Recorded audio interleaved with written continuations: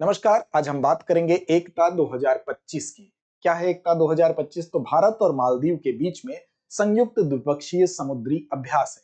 तो आइए जानते हैं इसकी प्रमुख विशेषताओं के बारे में और साथ साथ ये भारत के लिए क्यों महत्वपूर्ण है। शुरुआत करते हैं अभ्यास एकता 2025 के विषय में।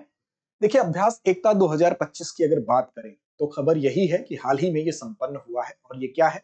तो भारत और मालदीव के बीच में संयुक्त द्विपक्षीय समुद्री अभ्यास है। अब ये भारतीय नौसेना के जो उप प्रमुख हैं तरुण सोबती जी, वो मालदीव की पहली आधिकारिक यात्रा पर गए इस अभ्यास के समापन के अवसर पर। अब भारत की पॉलिसी है नेबरहुड फर्स्ट, यानी कि विदेश नीति में सर्वोच्च प्राथमिकता अपने पड़ोसी को देना। और दूसरी जो महासागर दृष्टिकोण है भारत का, सागर यानी कि security and growth for all region. तो एकता 2025 इन दोनों ही हम कह सकते हैं पॉइंट को फुलफिल करता है और उसी के तहत ये महत्वपूर्ण भी है भारत के लिए। इसके विषय में सबसे पहले एक नजर डालते हैं। तो देखिए, इसकी शुरुआत हुई थी वर्ष 2017 में। भारत और किस देश के बीच में? तो भारत और मालदीव के बीच में वार्षिक यानी कि हर वर्ष आयोजित किया जाता है द्विपक्षीय, मतलब कि दो ही पक्ष हैं भारत और मालदीव। और ये कैसा अभ्यास है? तो समुद्री अभ्यास है। भागीदार कौन था इसमें? तो भारत की तरफ से भारतीय नौसेना थी और मालदीव राष्ट्रीय रक्षा बल यानी कि MNDF इसमें भागीदारी किए। अब इसमें देखिए कौन सा संस्करण था, तो कई बार परीक्षा में पूछ लिया जाता है। तो ये 2025 में जो ये संयुक्त द्विपक्षीय समुद्री अभ्यास हुआ है, ये 8वां संस्करण था। अब ये अभ्यास एकता 2025 जब संपन्न हुआ तो सबसे पहले बात कर लेते हैं कि इसका मुख्य उद्देश्य क्या था।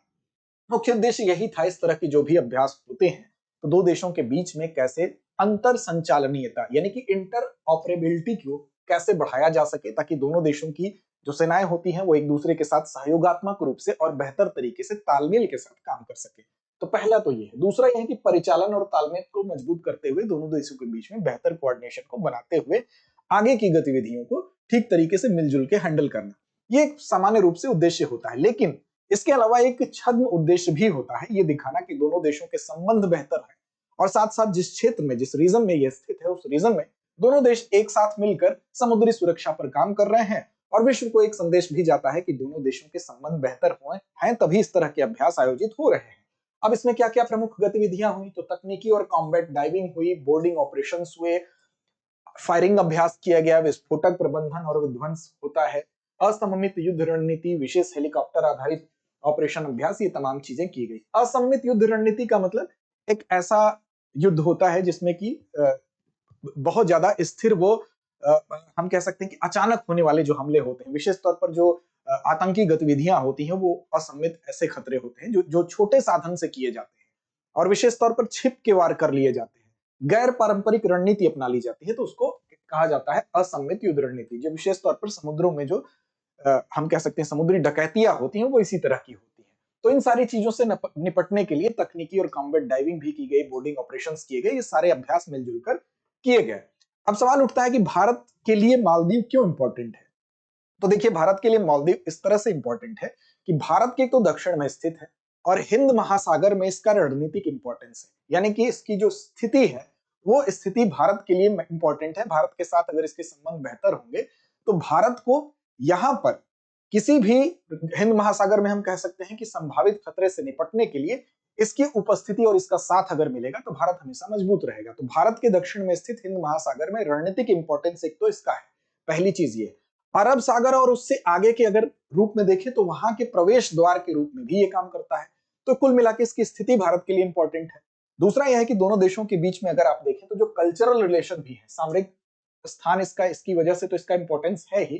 दोनों देशों के बीच में अगर आप देखेंगे तो दोनों ही देशों के बीच में सांस्कृतिक संबंध पुराने रहे हैं और साथ साथ आप देखें कि 12वीं शताब्दी के पूर्वार्ध तक बौद्ध धर्म मालदीव का प्रमुख धर्म हुआ करता था। तो इस तरह से बौद्ध धर्म का भारत से गहरा जुड़ाव है ही। तो दोनों देशों के बीच में एक हम कह सकते हैं कि संपर्क रहा है। और वज्रयान बौद्ध धर्म का एक शिलालेख भी यहाँ पर प्राचीन काल में मालदीव में पाया गया था। तो अब सांस्कृतिक संबंध भी रहे हैं। इसके अलावा अगर आप देखें तो क्षेत्रीय स्थायित्व के दृष्टिकोण से इस रीजन में अगर क्षेत्रीय स्थायित्व स्थापित करना है तो वहां पर स्थिर और समृद्ध मालदीव होना भारत के लिए भी इंपॉर्टेंट है। हिंद महासागर में शांति सुरक्षा को बढ़ावा देने वाली नेबरहुड फर्स्ट नीति जो भारत की है, उस नीति के हिसाब से भी मालदीव के साथ भारत के संबंध बेहतर होने चाहिए। दोनों देशों के बीच में अगर देखा जाए तो 1965 से ही राजनयिक और कल्चरल जो रिलेशनशिप है वो डेवलप हो चुके हैं। तो इस तरह से अगर हम देखें तो इस अभ्यास का मुख्य फोकस क्या था, तो समुद्री सुरक्षा कैसे सुनिश्चित की जाए, साथ साथ प्रशिक्षण और सहयोग एक दूसरे के साथ कैसे बढ़ाया जाए, नशीले पदार्थों की जो तस्करी होती है उस नशीले पदार्थ की तस्करी के खिलाफ एक मुहिम के तौर पर और राष्ट्रीय सूचना साझाकरण के तौर पर इस अभ्यास को देखा जा रहा है। इसी में अगर बात करें तो इसी क्रम में आईएनएस शारदा पर आयोजित एक समारोह भी था, जिसमें कि मालदीव के एक शिप, मालदीव का शिप था जिसका नाम था हुरावी, याद रखिएगा इस शिप का नाम क्या था, हुरावी।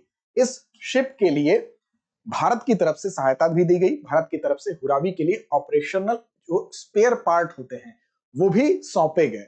तो एमएनडीएफ को, यानी कि जो मालदीव की जो नेशनल डिफेंस फोर्स थी, उस फोर्स को ऑपरेशनल स्पेयर पार्ट्स दिए गए हुरावी के लिए। तो दोनों देशों के बीच में एक बेहतर संबंध के द्योतक के रूप में इसको देखा जा सकता है। अब इस तरह से अगर हम देखें तो इस तरह के ऑपरेशंस जितने भी होते हैं, दोनों देशों के लोग, एक विशेष तौर पर जो सैन्य कर्मी होते हैं, वो एक दूसरे की भाषा को ठीक तरीके से समझ सकें, एक दूसरे की जो प्रोसेसिंग है यानी कि जो प्रक्रिया है उसको ठीक तरह से समझ सकें, एक दूसरे के टेक्निक से वाकिफ हो सके, तो दोनों देशों के लोग मिलकर एक टीम की तरह काम करें, इसीलिए इस तरह के अभ्यास जाने जाते हैं। और इसलिए ही भारत और मालदीव के बीच में ये जो अभ्यास था यानी कि एकता 2025, उसका समापन आपको याद रखना है। उसके संबंध में जो महत्वपूर्ण तथ्य थे 8वां ये संस्करण था। तो चलिए आगे बढ़ते हैं। आगे बढ़ने के साथ साथ आपको देते हैं एक महत्वपूर्ण सूचना कि अब दृष्टि आईएएस जो है वो खुल गया है आपके शहर रांची में भी। तो अगर आप जेपीएससी और यूपीएससी की तैयारी करना चाहते हैं तो आप हमारे रांची सेंटर से भी लाभान्वित हो सकते हैं। साथ साथ एक महत्वपूर्ण खबर और अच्छी खबर आपके लिए है कि दृष्टि आईएएस आपके लिए लेकर आया है एक ऐसा कोर्स जो है आपके लिए बिल्कुल पॉकेट फ्रेंडली, 24,999 रुपए में। इस कोर्स का नाम क्या है, तो कोर्स है GS studio foundation live online course. इस कोर्स की खूबी और इसकी कीमत आपको आकर्षक इसलिए लगेगी क्योंकि इतनी ही कीमत में 1250 प्लस घंटों की आपको कक्षाएं मिलेंगी, यानी कि प्रीलिम्स से लेकर मेंस तक जो जीएस की तैयारी है वो 14 माह में कंप्लीट करने के साथ साथ इतनी कक्षाएं 18 माह तक कोर्स की वैलिडिटी उसको बढ़ाने का विकल्प, साथ साथ लेक्चर के दौरान जो भी चीजें लिखी जाती हैं वो आपको पीडीएफ के फॉर्म में उपलब्ध भी कराई जाएंगी। क्लास के दौरान लाइव चैट की सुविधा, 18 क्लास टेस्ट की सुविधा भी मिल रही है, प्रिंटेड क्लास नोट्स तो मिल ही रहे हैं, साथ साथ जो करंट अफेयर्स का पोर्शन होता है उसमें 2 वर्षों के करंट अफेयर्स की क्लासेस का एक्सेस, साथ साथ करंट अफेयर्स की जो मासिक पीडीएफ संग्रह है वो भी 24 माह यानी 2 वर्ष तक आपको प्रदान की जा रही है। तो करंट अफेयर्स की पूरी तैयारी, जीएस की प्रीलिम्स से मेंस तक की पूरी तैयारी होगी आपकी मात्र 24,999 रुपए में। एडमिशन प्रारंभ है। इसमें अगर और विस्तार से आप कुछ भी जानना चाहते हैं तो हमारा नंबर है 8750187501। इस नंबर पर आप कॉल कर सकते हैं। साथ ही साथ यहाँ एक अनुभवी टीम जिसके पास 26 वर्षों का अनुभव है, उसके अनुभवों का लाभ आप उठा सकते हैं। डिस्क्रिप्शन में लिंक भी मिल जाएगा। दृष्टि लर्निंग ऐप डाउनलोड करके आप इस कोर्स को परचेज कर सकते हैं। साथ साथ आप अगर अपनी तैयारी आगे की करना चाहते हैं तो आपके लिए एक बेहतरीन विकल्प है, क्योंकि इस कोर्स के माध्यम से आप कहीं से कभी भी इस तैयारी को शुरू कर सकते हैं। चलिए अब अंत में एक हमारी परिपाटी अभ्यास प्रश्न की होती है और इसकी जिम्मेदारी छोड़ते हैं आपके ऊपर। वर्ष 2025 में आयोजित अभ्यास एकता कौन सा संस्करण था? आसान सा सवाल है, आपकी जिम्मेदारी बनती है इसका जवाब देना। 6वां, 7वां, 8वां या 9वां? तो कमेंट बॉक्स में इसका जवाब दीजिए। लड़ते रहिए, अपने लक्ष्य की ओर बढ़ते रहिए। अब एग्जाम की तैयारी को और बेहतर करने के लिए हमारे चैनल को लाइक, शेयर और सब्सक्राइब करना ना भूलें।